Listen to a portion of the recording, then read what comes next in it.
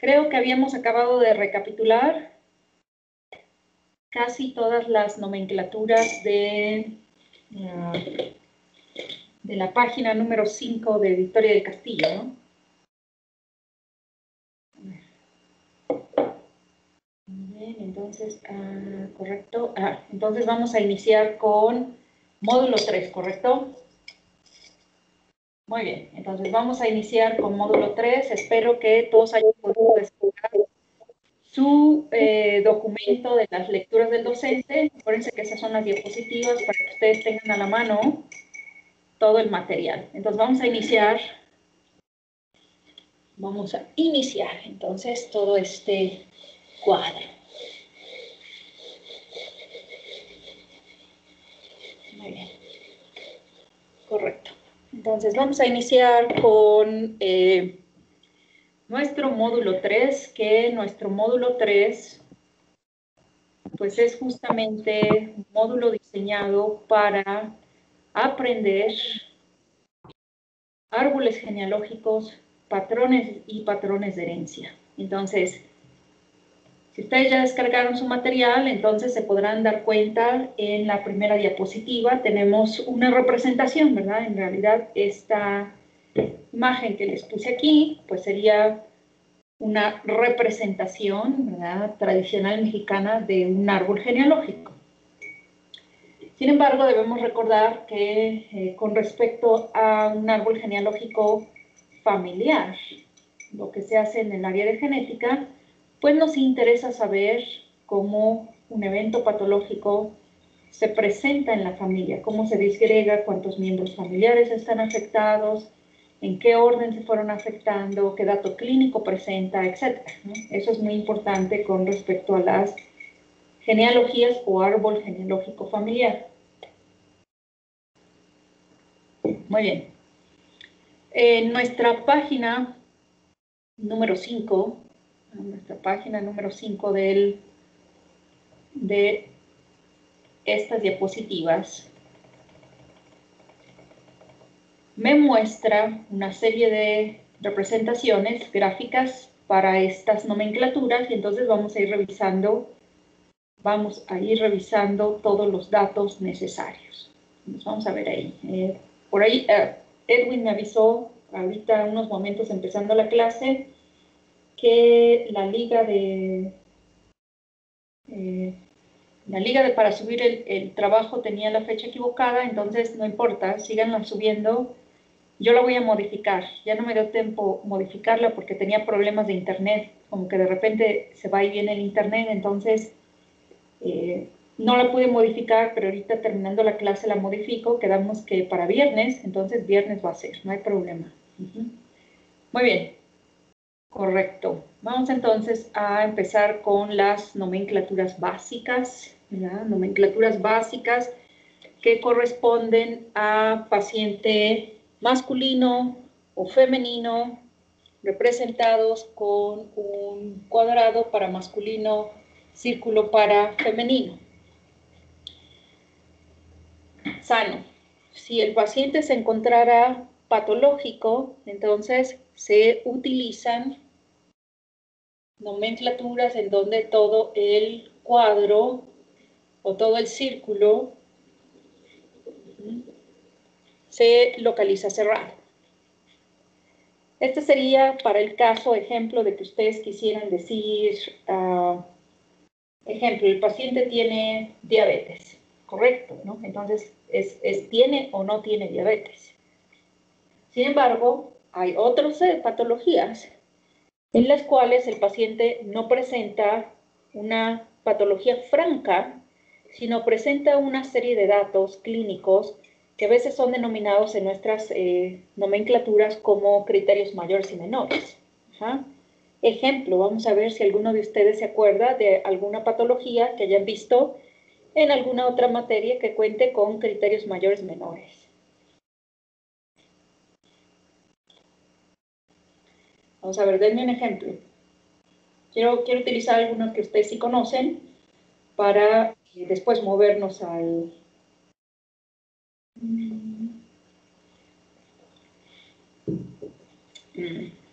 Pero hemofilia no cuenta con criterio per se mayor y menor para ser diagnosticado hemofílico, ¿no? Muy bien, artritis, dame los ejemplos entonces, Arturo y Francisco, de lupus. ¿Qué datos están marcados como criterio mayor, ¿verdad? ¿Y qué datos son marcados para esas patologías como criterios menores?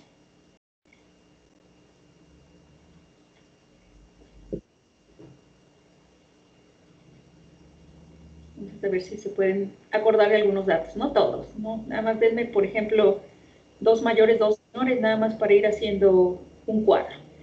El objetivo de esto es cuando tengo un evento patológico en el que el paciente es diagnosticado por criterios, entonces, ejemplo, no se utiliza todo el cuadro relleno, sino se utilizan como versiones así, en donde se pueden utilizar diferentes tipos de cuadrantes con patrones o algún, vamos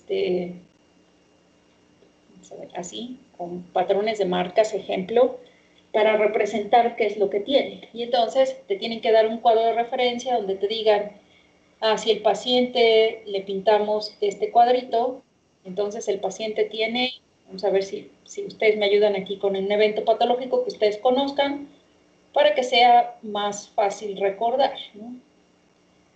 Vamos a ver, aquí estoy pintando lo que sería un cuadro de referencia. Cuadro de referencia, entonces, me ayuda en algunos eventos patológicos a identificar qué datos tiene el paciente. Muy bien, dice compañero. Ya me dio toda la lista ahí en el...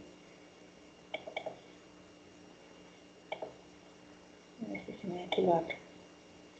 Dice, por ejemplo, estoy viendo que está definido para dermatitis, ¿no? Entonces dice, vamos a ponerle acá prurito, que sería uno de los criterios mayores, y vamos a ponerle dermatitis crónica. Y vamos a poner entre los menores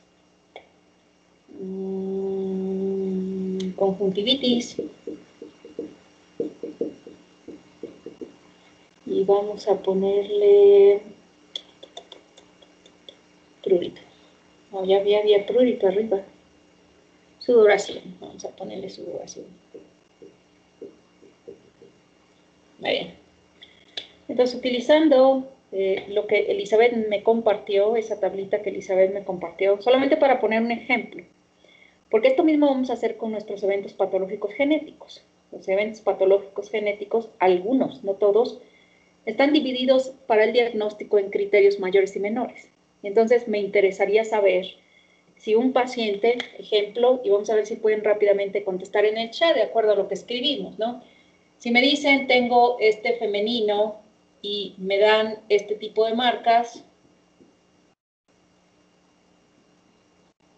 entonces podría decir que el diagnóstico aquí sería, ¿qué datos clínicos presenta ese que dibujamos?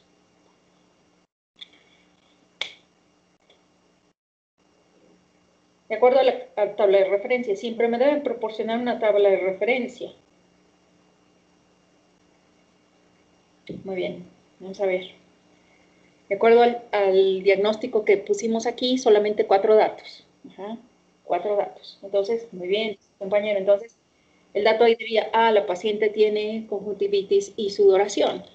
Y vamos a ver que entonces vamos a poner a algún familiar. Y en ese familiar entonces ponemos el dato así, ¿no? Decimos, este familiar de esta paciente presenta estos 2 datos. Entonces su diagnóstico es, presenta qué y qué.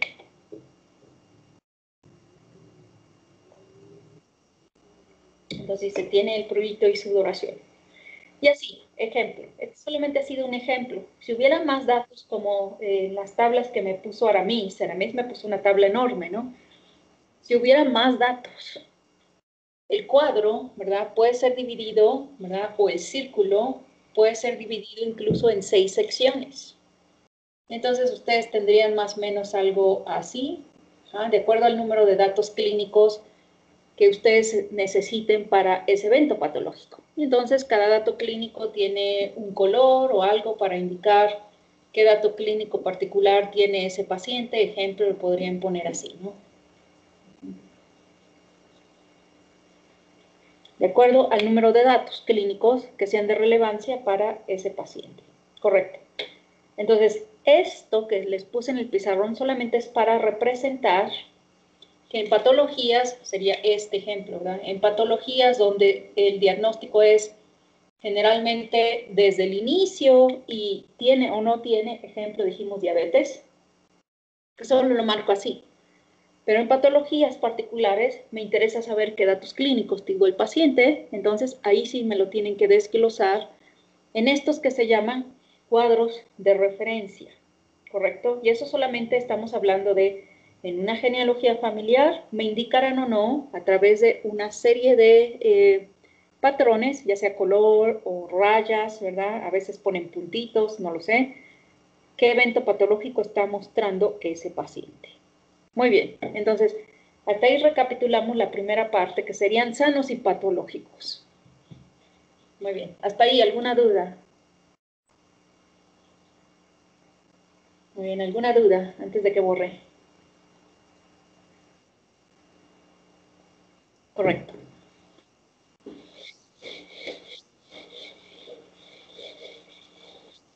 Muy bien. Siguiente punto importante, entonces, sería identificación de parejas. Cuando hablamos de identificación de parejas, entonces,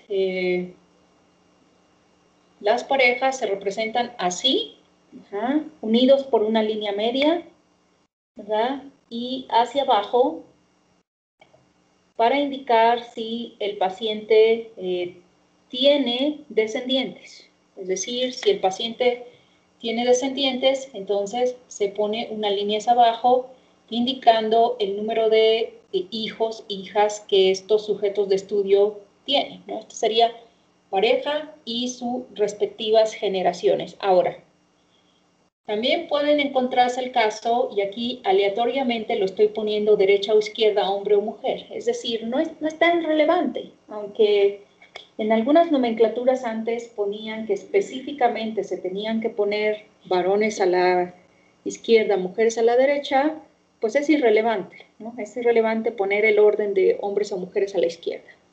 Muy bien, entonces, si tenemos una pareja, ejemplo, que no tuvo hijos, y entonces acá sería una, no tuvo hijos porque no quisieron tener hijos, entonces se representa así. Sin embargo, si tienen una pareja, ¿verdad? Y aquí vamos a ponerlo nuevamente, la cual no pudo tener hijos por infertilidad, entonces se pone una doble línea. Muy bien, entonces, hasta ahí, ¿alguna duda?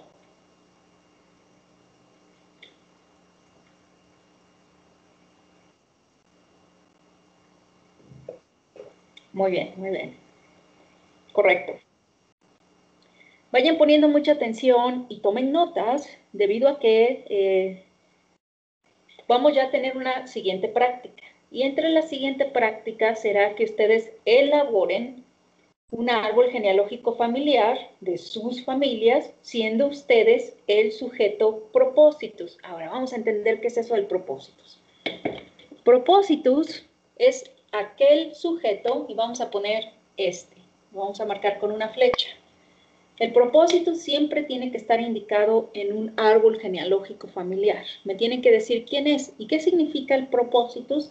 Es el motivo por el cual se inicia el estudio. Es decir, este sujeto de estudio presenta un dato clínico que es de relevancia, y entonces vamos a ver, primero identificando si el evento patológico genético que tiene, ¿verdad? El dato clínico que tiene, es derivado de mutaciones, ya vimos, mutágenos, físicos, químicos, biológicos, o adquirió ese evento patológico a través de herencia. Entonces, cuando tengo un sujeto de estudio, generalmente en nuestra práctica clínica, todos los sujetos de estudio propósitos son los que tienen un evento patológico. Puede ser también el propósitus que sea un producto en camino. Entonces vamos a cambiarlo a símbolo de embarazo.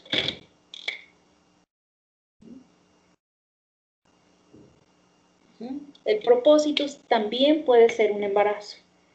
Es decir, esa pareja, ejemplo, vamos a poner aquí, sabe que su hermano, y aquí vamos a marcarlo, y vamos a unir estos dos como familiares.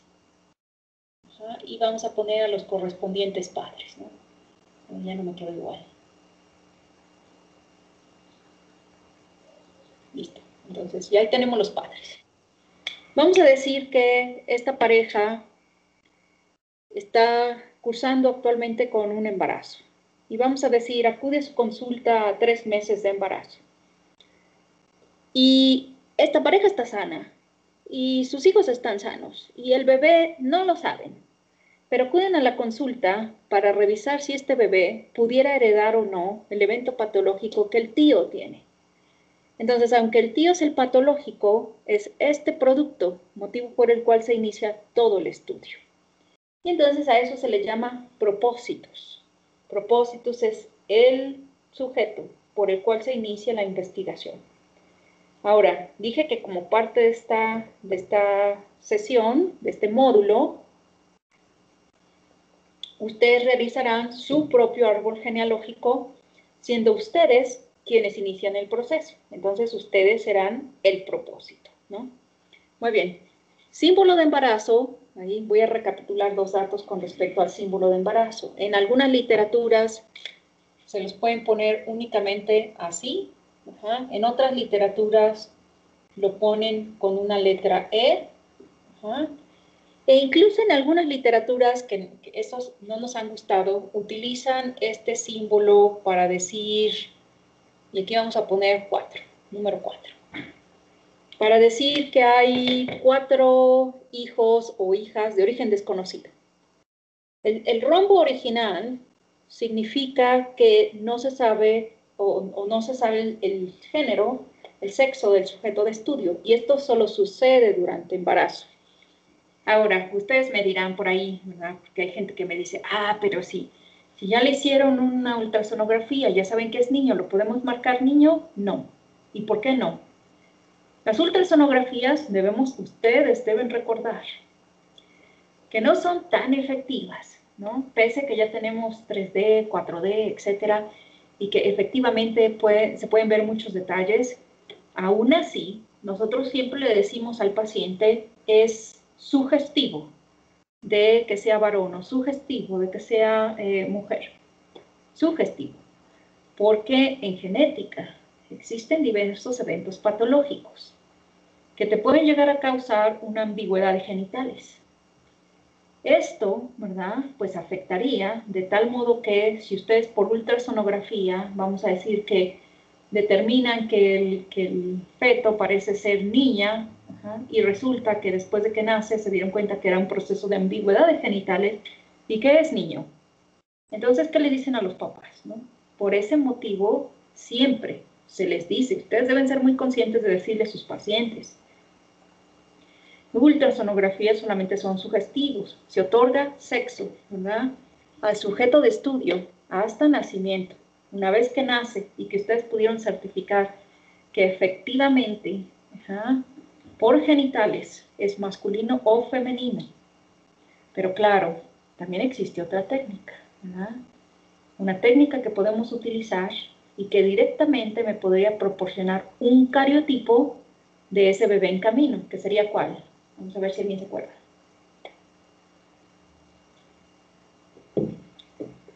¿Cómo puedo obtener material? ¿O qué material obtengo? De una mujer embarazada. Para poder certificar el género del sujeto de estudio, que en este caso sería el bebé.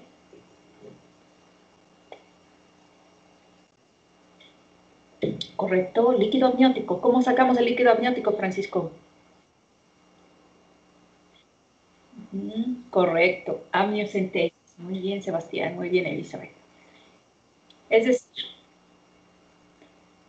con esta otra técnica, a través de amniocentesis, podemos establecer desde etapas muy tempranas en el embarazo, podemos establecer el género del sujeto de estudio y podríamos certificar. Y entonces ahí sí ustedes le pueden decir, lo único que le pueden decir por cariotipo es que este bebé fuera XX, XY o que tuviera alguna alteración relacionada con cromosomas sexuales. Y entonces pudieran ser que existieran algún tipo de alteraciones de cromosomas sexuales, ¿no? Pero ustedes lo podrían certificar con amniocentesis. Aún así, el símbolo no cambia, el símbolo sigue siendo el mismo. Y hasta nacimiento. Entonces, ahora sí, después de que ese bebé nace, entonces, punto importante, siempre documentamos la fecha en la que se realiza este trabajo. Vamos a decir que la paciente acudió en, ¿qué les gusta? Vamos a ponerlo hacia atrás. Vamos a poner en octubre del 2020 y vamos a ponerle día 10 de octubre, al azar, ¿no? El 10 de octubre del 2020 ella se encontraba cursando en un embarazo, ¿no? Y por problemas de desarrollo, ya sea por previo antecedente familiar hace que tú puedas solicitar amniocentesis. Amniocentesis pone en riesgo la vida del producto. Entonces, no es nada más porque queremos saber el sexo del sujeto de estudio y le vamos a hacer amniocentesis. Tiene que haber un motivo por el cual lo solicites.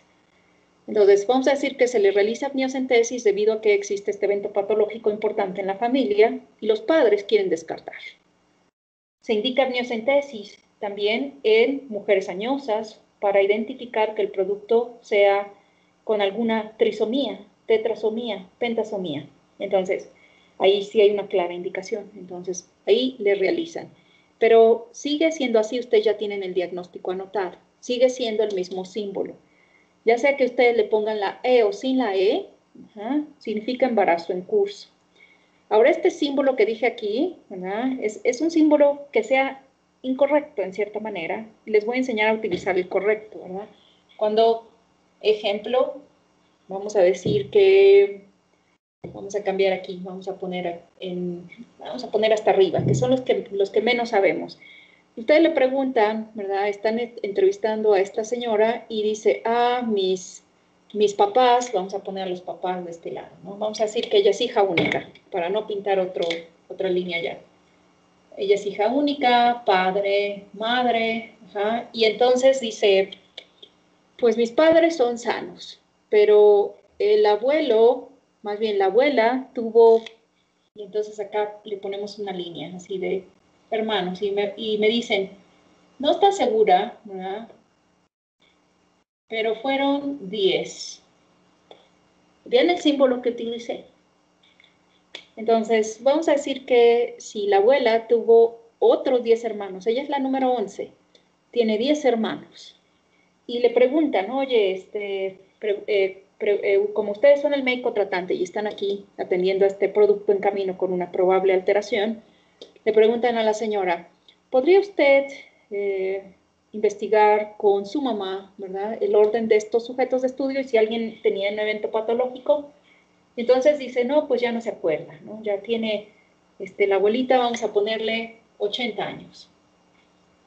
80 años de edad, ya no se acuerda. Solo sabe que fueron 11 en total, entre hombres y mujeres. Entonces, poner un cuadrado y un círculo con el número adentro es la forma más correcta de decir, en vez de ponerlo así, 10, ¿verdad? Porque aquí sería como si me dijeras, está cursando un embarazo de 10 productos. No, o sea, queda incorrecto este símbolo. El símbolo correcto para identificar, si no se sabe el género, sería así. Cuadrado y círculo encimado con el número adentro para decir cuántos.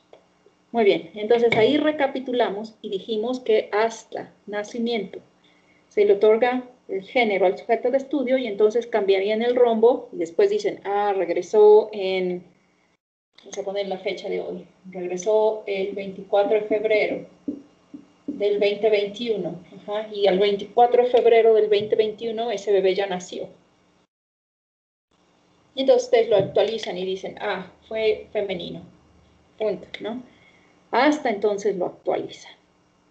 Muy bien, ¿dudas hasta ahí?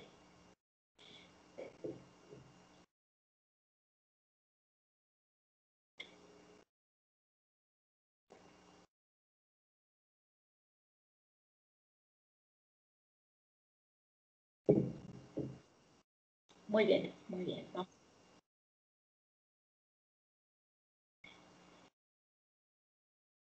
Correcto. Ahora, otro punto importante en un genograma es que todos los sujetos de estudio son referidos por coordenada. Es decir, cada uno de los miembros de este genograma finalmente va a adquirir un número de generación y un número de individuo en la generación. ¿Cómo hacemos esto? Vamos a poner aquí. Para indicar las generaciones utilizamos la letra G. Aquí sería generación número 1, letra G, y número 1 romano. Letra G, número 1 romano. Siguiente línea de generación, letra G, número 2 romano. Letra G, número 2 romano. Tercera línea de generación sería generación 3, número romano. Generación 3, número romano. Todos los individuos en las generaciones entonces van adquiriendo un número. La coordenada debe ser única, porque ¿qué pasaría si hiciéramos ejemplo esto? Aquí tengo estos dos abuelos, ¿verdad? Y estos dos abuelos. Y vamos a decir que ustedes los ponen así, 1, 2, y los vuelven a poner aquí, 1, 2. Y entonces yo les pregunto a ustedes, en la generación 1, el sujeto número 1, generación 2, perdón, generación 1, sujeto número 1, ¿es sano o patológico?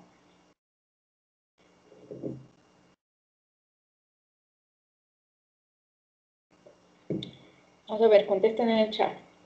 Generación 1, sujeto número 1 de la generación 1. Y entonces, cuando hacemos una pregunta por coordenadas, decimos así, generación 1, sujeto número 1. Ajá. Pero yo lo veo patológico. Entonces, sano o patológico. ¿Cómo lo puedo saber? Muy bien, Francisco, adelante. Correcto, ¿a cuál se refiere, no? En esa imagen hay dos números 1, lo cual no puede suceder. Está ahí a propósito para crear esta confusión. Es decir, cada sujeto debe ser enumerado en la siguiente forma, ¿no? Es decir, de manera consecutiva, este sería el número 3, este sería el número 4, etcétera. Este serían del 5 al etcétera, ¿no? Ahí no podemos definir.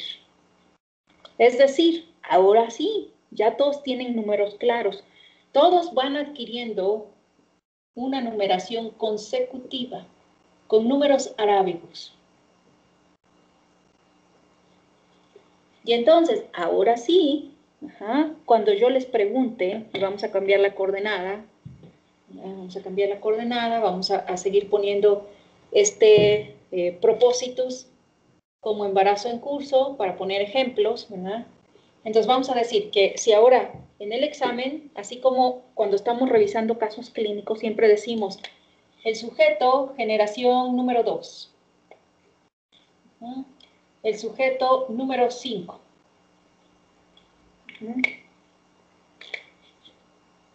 y G2, 6. Pregunta. ¿No tuvieron hijos por infertilidad o por decisión? Vamos a ver si lo pueden definir.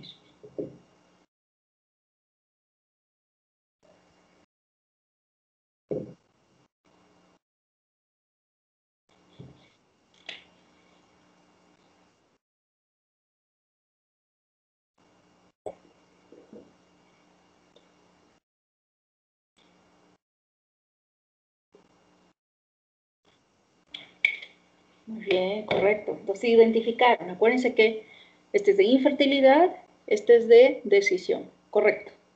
Entonces ahí ya me dieron una coordenada. Me dieron dos sujetos de estudio. Quiere decir que es una pareja. Me dan una pregunta, yo observo las simbologías y debo ser capaz rápidamente de decidir. Muy bien. A ver, aquí tenemos... Claro, ahí dice Francisco, ¿cómo sabemos? ¿Verdad? Y en las parejas que no tienen hijos por decisión, no podemos saber si son estériles. ¿Te das cuenta? Porque a lo mejor nunca quisieron tratar. Entonces, a menos que tuvieras un diagnóstico, ejemplo, cuando cuando llegan con nosotros a reproducción asistida, entonces allí sí son analizados de manera independiente. El padre, la madre, cada uno de los dos, ¿verdad? O parejas del mismo sexo, dos padres, dos madres, se realizan los estudios correspondientes para ver entonces cuál de los dos presenta el problema o de cuál de los dos se puede utilizar material biológico. Cuando digo material biológico me refiero a óvulo esperma para una fertilización. Entonces, claro, ahí en ese punto tú no lo podrías saber, Francisco, a menos que el paciente te lo diga. Ahí te pueden decir ellos, no quisimos tener hijos, y entonces lo tienes que marcar así. Pero si en el otro lado donde tenemos en la coordenada G2, 1 y 2, esa pareja, en donde el varón se sabe patológico de un evento, y entonces ahí te podrían decir, debido a mi evento patológico, nunca pudimos tener hijos, es decir, sí intentaron. Y entonces ahí sí lo puedes poner por esterilidad. ¿Correcto? Muy bien, vamos a ver si quedó alguna otra duda.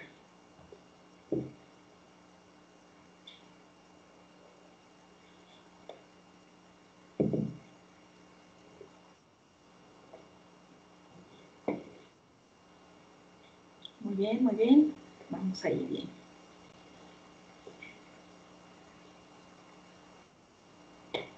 Muy bien. Ahora, ya entendimos entonces las partes básicas de un genograma. Generaciones. Siempre nos interesa tener mínimo 3 generaciones. Para el material que ustedes van a hacer, entonces ustedes como propósitos, en la generación 3, ¿verdad? Ustedes serán el propósito de la generación 3, tendrán que documentar hacia arriba padres, tíos, ¿verdad? Y correspondientes descendencias de padres y tíos. Hacia arriba nos vamos uno más, abuelos, paternos y maternos. La información que ustedes puedan recapitular. Ahora, ya estamos ahí, tenemos 2 pacientes marcados en rojo, que serían patológicos de un evento. Acuérdense que dijimos que si tengo un producto, ¿verdad? Entonces aquí le vamos a poner un símbolo de interrogación en el centro, solo para indicar, estamos iniciando el diagnóstico de este bebé. No sabemos si presentará o no el dato patológico que aparentemente se presenta en esa familia. Ahora, punto importante en las familias, ¿verdad? Sería documentar si algún familiar falleció de algún dato clínico que pueda ser relevante para el caso. Entonces, me interesa saber el motivo de las muertes. ¿Cómo representamos a un paciente fallecido? Entonces, lo único que se hace es se cruza una línea transversal. Ejemplo, vamos a poner aquí el abuelo, ¿no? Fallecido. Y entonces me dicen, el abuelo falleció, ¿de qué les gusta? Vamos a decir que falleció de una complicación de artritis reumatoide, ¿no? Entonces vamos a poner ahí. Y lo vamos a marcar como artritis. Dicen, el abuelo falleció y era patológico de artritis. Correcto. Entonces lo documento. Pero vamos a decir entonces que alguien de acá, vamos a poner a la abuela, de este lado. Fallecida. Ajá. Y vamos a decir que me dicen, falleció de causa natural. Y entonces, ¿qué evento patológico le documento? Entonces preguntan, ustedes siempre son insistentes, sobre todo para un dato clínico que te interesa. Ejemplo, si este paciente tuviera osteogénesis imperfecta. Ajá. Una patología que te afecta desarrollo óseo, crecimiento, etcétera, y entonces te interesaría saber si la abuela hubiera tenido algún tipo de osteogénesis, pero si no lo tuvo, si fue considerada sana, entonces únicamente lo marcas así. Claro, muy importante, sobre todo si estás buscando un evento en pediátricos. Si vamos a decir que en esta familia, ¿verdad? Ellos ya hubieran tenido un hijo fallecido, y lo vamos a poner como óbito, para aprender el símbolo, ¿no? El símbolo entre óbito y fallecidos en otras edades no cambia, pero sí es importante documentar la edad. Entonces vamos a decir que aquí me tienes que decir este femenino murió entonces a los 3 días. Y me dices con el número y la abreviatura D para días, ¿verdad? S para semanas, si lo encuentran en inglés sería W, ¿verdad? O aquí le pusimos años, vamos a poner ahí 80 años con Y. Muy bien, entonces siempre es importante documentar pacientes que fallecieron y el motivo del fallecimiento. Muy bien, hasta ahí entonces vamos con los fallecidos después de nacimiento. ¿Correcto? Vamos a recapitular nomenclaturas para aborto. Muy bien. Vamos a ver, veo a alguien escribiendo, no sé si hay una pregunta.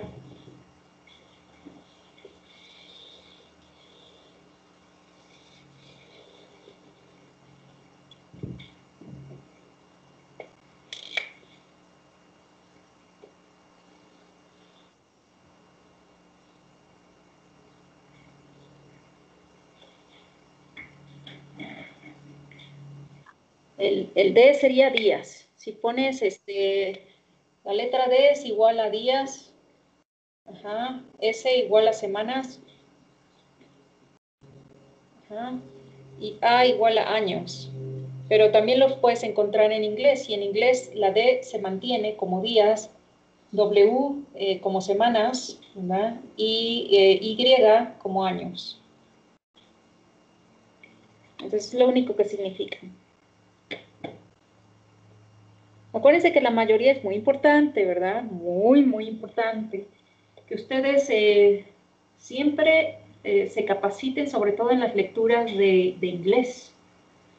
Porque todos nuestros materiales médicos son publicados primeramente en inglés. Y generalmente nuestros libros, varios años después, se traducen.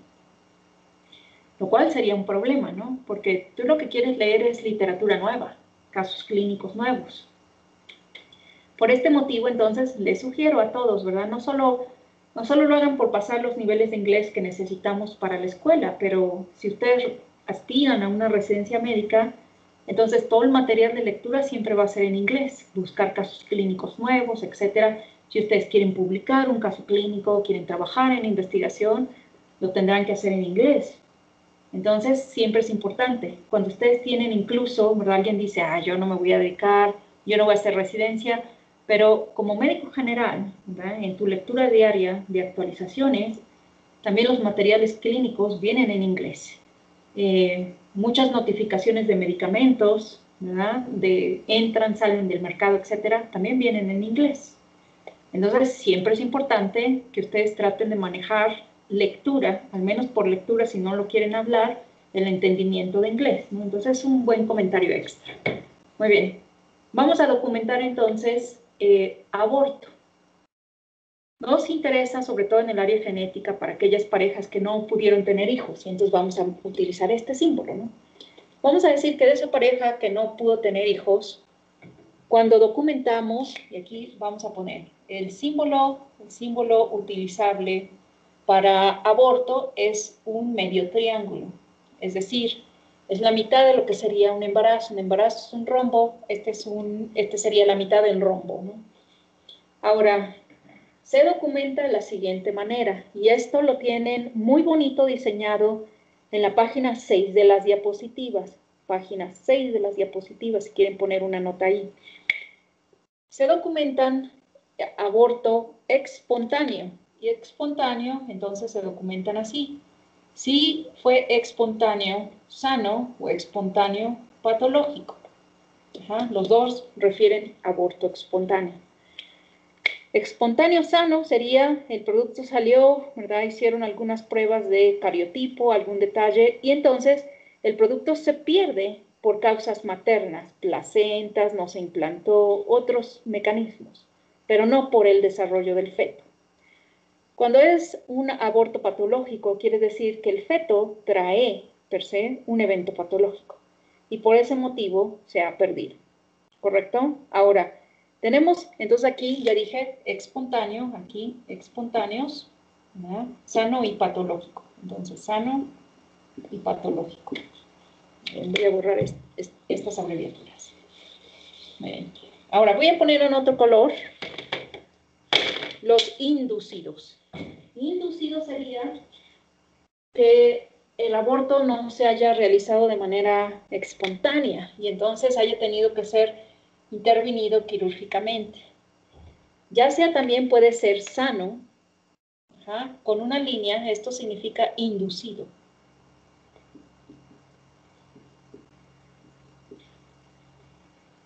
El feto pudo haber estado sano. Aún así, podría ser que hubo una recesión de placenta, el producto se pierde, tuvo que haberse intervenido quirúrgicamente, pero, ectópicos, por ejemplo, me pone su compañero, pero el producto fue sano. Son causas externas, motivo por el cual entonces se hace un aborto inducido. Muy bien. La mola sí se considera patológico. Y entonces, inducido patológico sería así. Entonces, relleno nuevamente con una diagonal. Las molas sí se considera un embarazo patológico. Entonces, ahí sí tendría que ser en este motivo y generalmente las molas siempre tienen que ser retiradas. Porque la mola nunca se pierde por espontáneo. Y acuérdense que las molas se pueden hacer cancerígenas, de tal modo entonces que esta considera patológico. O, claro, ya diríamos, algún producto que tiene alguna alteración morfológica, sin embargo, pese a eso, continúa creciendo. Ejemplo, ¿verdad? Por ahí podríamos decir, en el caso de el síndrome de transfusión de gemelos, en donde uno de los gemelos generalmente no se desarrolla y queda únicamente la parte del tórax en desarrollo, corazón, pero el resto de los órganos no se desarrollan. Entonces, ese es patológico. ¿Correcto? Muy bien.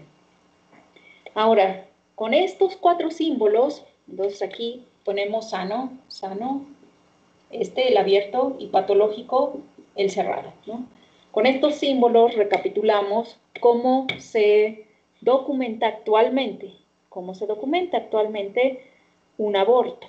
Anteriormente, y entonces vamos a ponerlo aquí, existía un símbolo, ¿no? Anteriormente el símbolo a identificar solamente era así, lo voy a poner en negro, con un puntito chiquito arriba. Esto todavía ustedes lo pueden encontrar en algunas literaturas. ¿Qué significa el puntito arriba? Pues que la paciente tuvo un aborto, ¿verdad? La pareja reporta un aborto, pero no saben si fue, o no saben, no te quieren decir o no se acuerdan si fue espontáneo o inducido. Si se supo si era sano o patológico. No lo saben, no te lo quieren decir, entonces esta es la forma de documentar. Claro, estas son las más indicadas para que tú puedas realmente darte una idea de cuál es el origen de este proceso de esterilidad, ¿no? ¿Cuál es el origen? Sobre todo en aquellas parejas que acuden a reproducción asistida. Ahí sí te interesa mucho saber el motivo, ¿no? Muy bien. Dudas hasta este punto. Hasta aquí vamos a parar porque ya estamos cerca de los 10 minutos y vamos a ver si quedó alguna duda.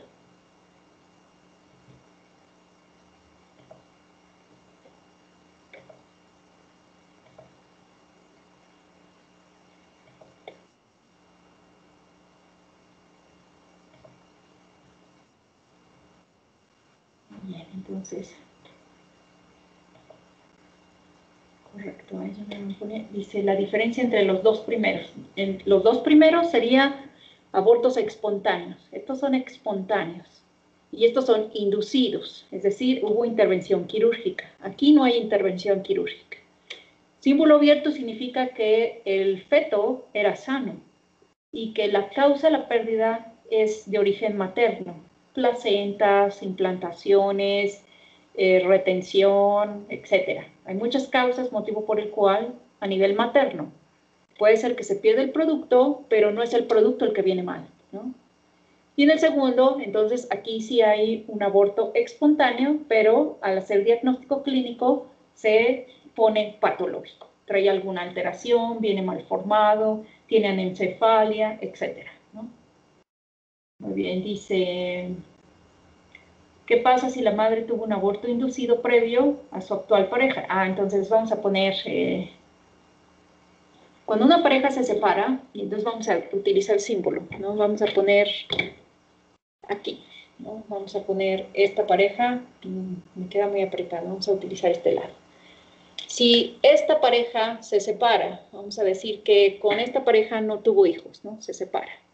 Se vuelve a casar, vamos a anexar uno más ahí. Vamos a hacer este más delgadito para moverlo para acá. Se vuelve a casar, ¿verdad? Y ahora sí tuvo hijos. Quedaría así. Es decir, esta línea representa separación. Se separan, ¿verdad? La mujer se vuelve a casar, pareja, símbolo de pareja, y hacia abajo indica la descendencia, ¿no? El número de hijos que haya tenido.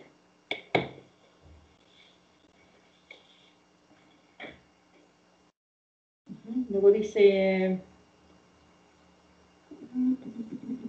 Muy bien, entonces ahí sería más o menos el ejemplo, Francisco. La línea transversal significa que la pareja se ha separado. E incluso podría ser que previamente tuvo hijos con una pareja y después tuvo hijos con otra pareja. Nos interesa mucho documentar, sobre todo cuando hay un evento patológico, ¿no? Muy bien, vemos el de adoptado mañana. Mañana vemos ese para que nos dé tiempo a explicar. Entonces, Maru, empezando la clase, me pones la pregunta para iniciar a partir de ahí. Entonces, hasta aquí nos quedamos. Voy a rápidamente a verificar.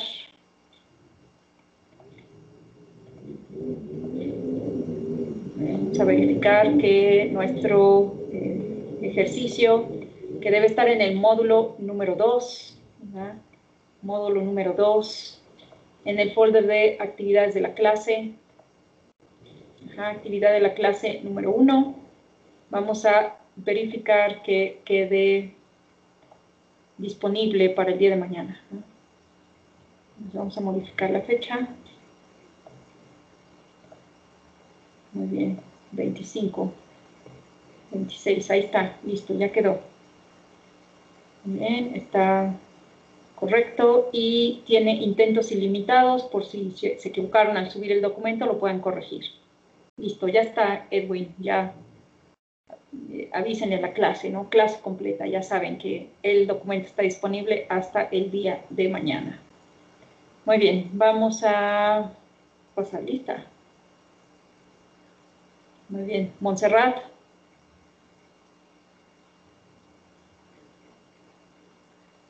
Muy bien, ayer no pasamos lista por lo del internet, ¿verdad?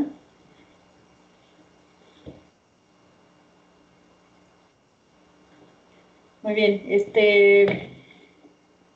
correcto, aquí fue donde ya no pasamos lista por el internet.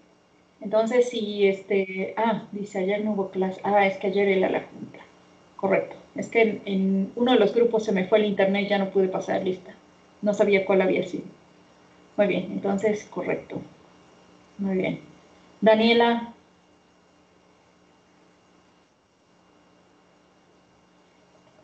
Diana. Alan. Ángel. Anaí. Aramis. Muy bien. María. Sebastián. Miriam. Sara. Elizabeth. Ingrid. Ricardo.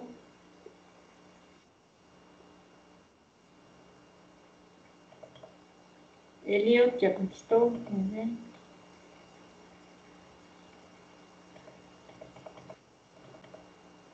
Monse. Lilia. Luis Jaime. Abigail. Camila. Muy bien, ahorita me regreso, Sara. Camila, Francisco,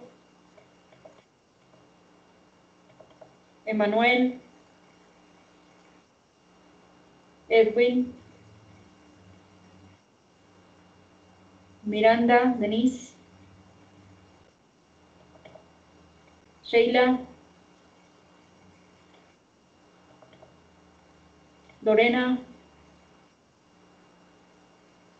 Arturo, Gonzalo, Saraí, José, Saray, Alexis,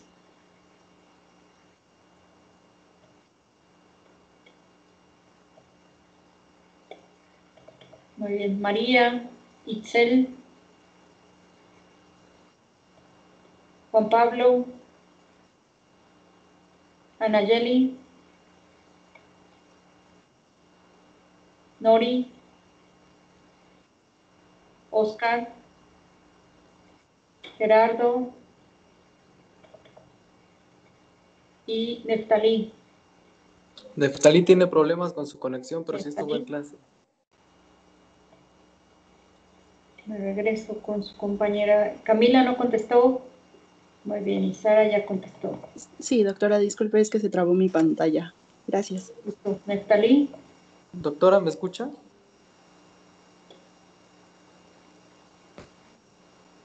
Muy bien, seguimos revisando simbología el día de mañana. Aquí pusieron una nota, a ver. Ok. Sí, sé que Neftalí tiene problemas siempre con su internet, entonces... Muy bien, pero si ustedes lo vieron en la clase, listo. Muy bien, ya le puse su asistencia.